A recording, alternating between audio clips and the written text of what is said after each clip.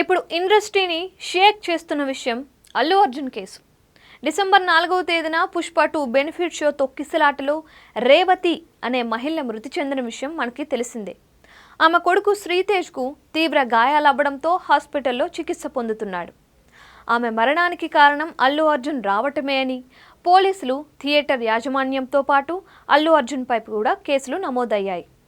పోలీసుల పర్మిషన్ లేకుండా థియేటర్కు వెళ్లడం బన్నీ చేసిన మొదటి తప్పు అయితే, బయట మహిళ చనిపోయిందని తెలిసి కూడా సినిమా చూసి క్యాజువల్గా ఏం జరగలేదు అన్నట్లు బయటకు రావడం రెండో తప్పు.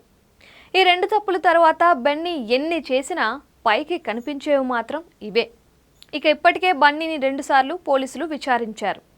ఈ కేసు ఇప్పుడిప్పుడే తేలేలా కనిపించడం అయితే లేదు. పోనీ విచారణ అనంతరం బన్నీ సైలెంట్గా ఉన్నాడా అంటే, చక్కగా ప్రెస్ మీట్ను ఏర్పాటు చేసి తనను తాను కవర్ చేసుకునే విధంగా ఎన్ని అబద్ధాలు ఆడాలో అన్నీ ఆడాడు. అలా బన్నీ ఈగో పోలీసుల వరకు చేరింది. పోలీసులు ఊరుకుంటారా? ఇంకోసారి విచారణకు రమ్మన్నారు. ఇలా చేయడంతో ప్రభుత్వం బన్నీపై మండిపడింది. బెనిఫిట్ షోను క్యాన్సిల్ చేసేసింది. దీంతో ఇండస్ట్రీకి నష్టం వాటిల్లుతుంది అనే భయంతో ఇండస్ట్రీ పెద్దలు అందరూ కలిసి సీఎం రేవంత్ రెడ్డిని కలవడానికి వెళ్లారు. అయితే అందుతున్న సమాచారం ప్రకారం ఈ విషయం గురించి ఎవ్వరూ మాట్లాడలేదని, ఇండస్ట్రీలో సమస్యల గురించి మాత్రమే మాట్లాడారని టాకు. తాజాగా ఈ భేటీపై తమ్మారెడ్డి భరద్వాజు ఫైర్ అయ్యాడు. కొంతమంది సినిమా వాళ్ళు తల దించుకునేలా చేస్తున్నారు అంటూ చెప్పుకొచ్చాడు.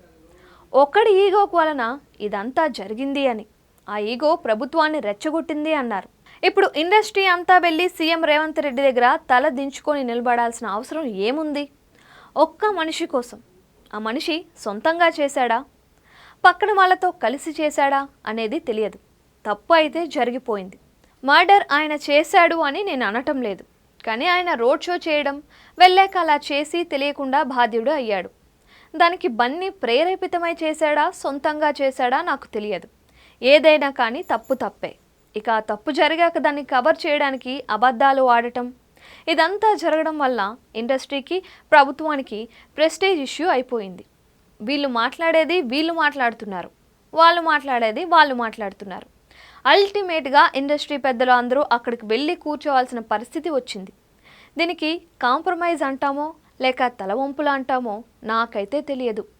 ఒక మనిషి కోసం, ఒక మనిషి ఈగో కోసం ఇంతమంది తలలు వంచాల్సి వచ్చింది అని చెప్పుకొచ్చాడు. ప్రస్తుతం ఈ వ్యాఖ్యలు నెట్టింట వైరల్గా మారాయి. మరి తమ్మారెడ్డి వ్యాఖ్యలపై బన్నీ ఫ్యాన్స్ ఎలా స్పందిస్తారో చూడాలి.